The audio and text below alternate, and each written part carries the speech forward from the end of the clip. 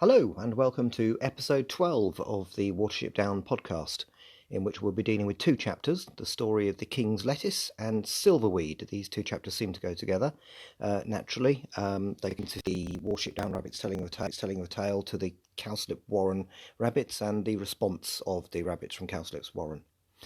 You join me on a cold, windy morning in May. It's an exceptionally cold May here. We're in the endless winter of 2020 to 2021. Anyway, before I go on, I need to say that there is a petition against plan to build houses on Sandalford Park, the site of Sandalford Warren in Watership Down. For fans of Watership Down, this will be a particularly tasteless place to be building. It's a beautiful park anyway. So I'm including the link to that petition in the notes with this episode. I've only got so much text for the notes, but I'm taking it's quite a long link, but I'm taking up the whole of that link in the text. So please do take a look at that. It might be a petition for British citizens only. I'm not sure about that, but anyway, if you can sign it, please do and have a look at it. And I'll also on the page on Facebook for this podcast be adding any updates on that petition. I'm quite concerned to support that. Before continuing, I need to add an additional note about rabbits carrying food in Cowslip's Warren, which is said to be an alien thing. In the last episode we covered that. Now, the idea of rabbits having Flavour underground alien is directly contradicted by chapter 2 in the book, in which the El-ahrairah, the leader of the Sandalford Warren, had lettuce stolen for him by his Owsla. The idea, like I said, was presented as completely alien. Well, obviously not, unless the idea of it being communal food was the only alien element. But the Owsla still had to carry it back like dogs, as Fiver said. So the shock at Cowslip's Warren should not have been so extreme, surely. Just a little bit of a contradiction there. Anyway, on with the episode.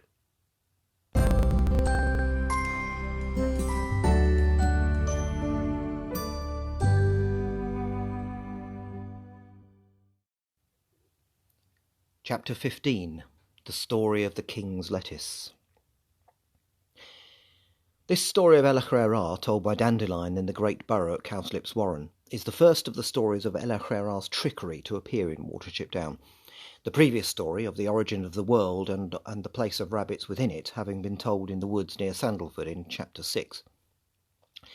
These stories cement the world view of the articulate rabbits in the book. This story itself seems to have no thematic link to the events that are unfolding in Cowslip's Warren, beyond the fact that the shape Hazel was shown by Strawberry portrays an image of El-ahrairah in this tale.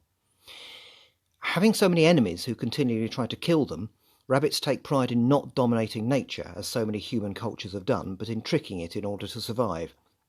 However, the story opens with El-ahrairah and his people having already gone too far and being forced to live in a place where survival is difficult, the Marshes of Kelfazin. The opening quote from the opera Così fan tutte simply means, quote, "Here's the doctor, gentle ladies, Despina dressed up. How heavily she's disguised," end quote. A reference to the use of trickery and disguise that feature in this story. The Marshes of Kelfazin are a place where food is scarce and burrows fill with water. All the other rabbits have grown so tired of El-ahrairah's trickery that they have driven him and his people here. This implies a long line of stories that we have yet to hear that have led to this situation. Is this an admission that even El-ahrairah can go too far? We are introduced to the legendary figure of Prince Rainbow, who Frith has given the job of ordering the world as he, quote, thought best. He has the power of the sky and hills, and generally thinks the way to deal with rabbits, the best way, is to make their lives difficult. He checks that they remain in the marshes regularly. El-ahrairah appeals to him for mercy, but is told he will have to prove he can be honest and not steal and trick others before his people can leave the marshes. El-ahrairah says he can never do that, as rabbits will always live on their wits. He asks if they can be released if he manages to swim across a river filled with pikefish. But this is obviously an old trick that Prince Rainbow has heard of.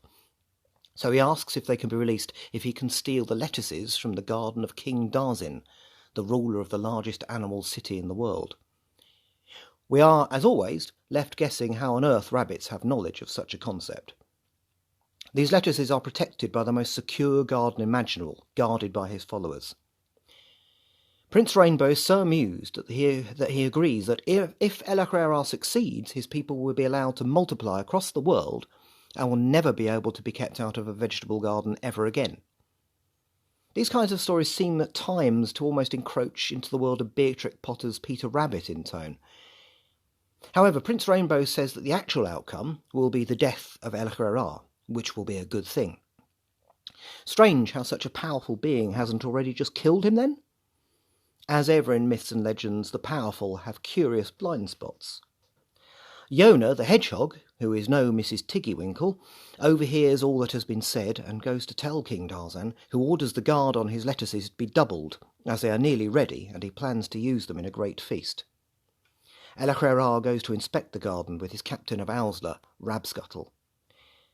They see that everyone who tries to enter the garden is being inspected by the guards, who only let those they know in.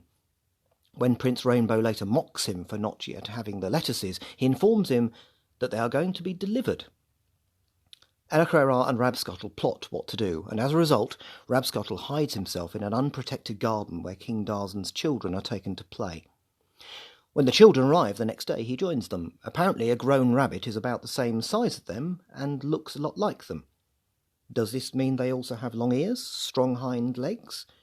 These are things rabbits were given in order to be able to escape from the Elil, so why would such privileged creatures need them? In any case, Rabscuttle is able to make friends with some of the many children, and all the adults assume he belongs to someone else. When they go back to the city, Rabscuttle goes with them, and the son of King Darzin vouches for him. Once inside the city, he hides until the coast is clear. Then he goes to the storeroom where the food is kept, and spoils it. Exactly what he does is not specified, but when the king and some of his people try eating some of it next day, it makes them ill. Rabscuttle hides in the storeroom and keeps doing this to any food that is brought in for 5 days, as well as eating some of it, of course. Then he slips out with the children and goes back to El-ahrairah. El-ahrairah then disguises himself and goes to the palace of King Darzin, where he claims to be, let me get this right, the, quote, chief physician of the land beyond the golden river of Frith, end quote, who has been sent by Prince Rainbow. He talks his way into the palace and is taken to King Darzin, who is so ill he is desperate to be cured. El-ahrairah examines the king, then the storeroom, then the lettuces in the secure garden. He declares that it is the lettuces themselves that are the problem. He details how they came to be infected with language that is worthy of Lewis Carroll, during which the word virus is used, making rabbits in this story apparently more aware of medical science than people only 2 centuries ago. El-ahrairah suggests capturing a prisoner on whom to test the spoiled food. Rabscuttle allows himself to be captured and pretends to react particularly badly to the food, leading El-ahrairah to suggest that the disease is far more deadly for rabbits. He says that the lettuces are so contaminated that they need to be got rid of. Yona arrives with the captain of the guard, who says that the followers of El-ahrairah are planning to attack and take the lettuces. The captain asks if he can attack, but the king has a better idea: to take 1,000 of the lettuces to the Marshes of Kelfazin to poison the rabbits. Prince Rainbow sees that El-ahrairah has succeeded and is as good as his word. The rabbits are set free and multiply all over the world, never being kept out of another vegetable garden ever again.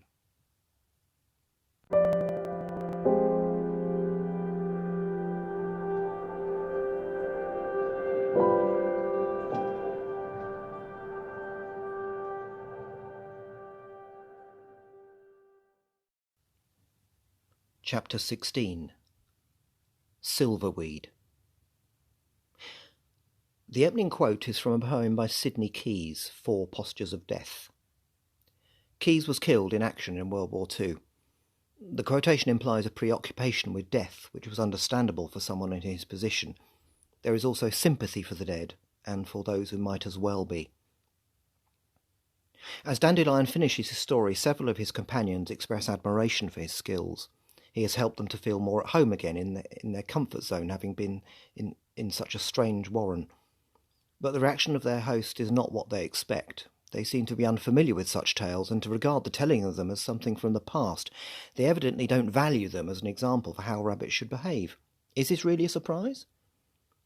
Ever the diplomat, Hazel emphasises to their hosts how much they value tradition, but how willing they are to adapt to new ways of doing things. He adds that they are interested to hear the kinds of stories Cowslip's fellow rabbits tell. Cowslip replies that they don't really tell the old stories of El-ahrairah. They prefer to tell of their own lives. The shape of El-ahrairah that Hazel saw was from a previous time, so this means they have moved even further away from the usual rabbit way of doing things since then. Buckthorn comments that rabbits will always need tricks, but an unfamiliar rabbit disagrees. He says that rabbits need, quote, dignity, and above all the will to accept their fate, end quote. Cowslip introduces this rabbit as Silverweed, a poet whose ideas have a great following in the Warren. He asks if they would like to hear him. Many of the host rabbits are enthusiastic about this. Fiver tells Hazel he wants to get closer to Silverweed to get a better idea of him and asks Hazel to come with him. To Fiver, Silverweed smells of dying things. He gives his examples. He is terrified of him. Despite disagreeing with Fiver about Silverweed, Hazel goes with him. He realises that Silverweed is much younger than he expected and has a nervous, wild feeling about him, as if he is trying to hear something behind him. As Silverweed speaks, everyone falls silent. His voice is mesmerising. The poem Silverweed recites has 4 stanzas. In the first one he describes the wind and asks it where it is going. It seems to respond that it is going far away over the edge of the world. The questioner asks the wind to take them away, so the wind and the rabbit can become one.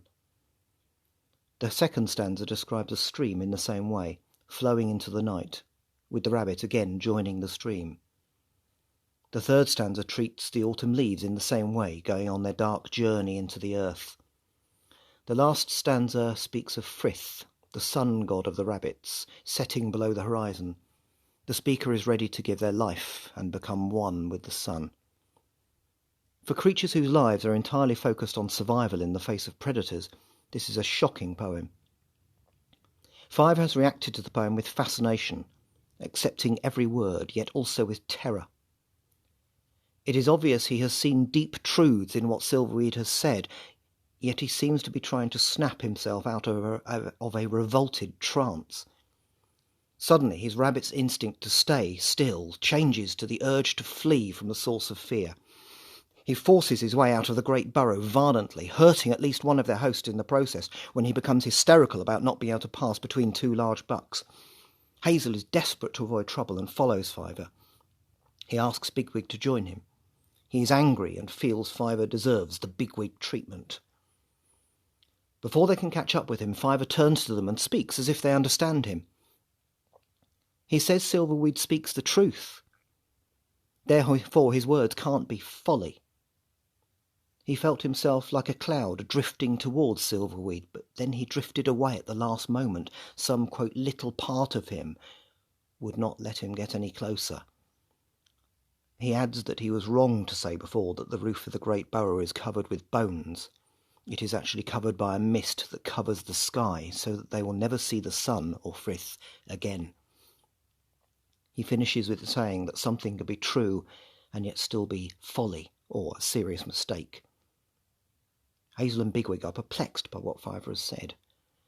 Bigwig dismisses Silverweed as unimportant, yet Fiver insists that they are deep in the mist he has spoken of. Hazel interrupts and says how angry he is about Fiver endangering their place in the new warren. Fiver begins to loudly protest at the very idea, but Hazel cuts him short again. Fiver is forced to return to the burrow they slept in the previous night, where they sleep.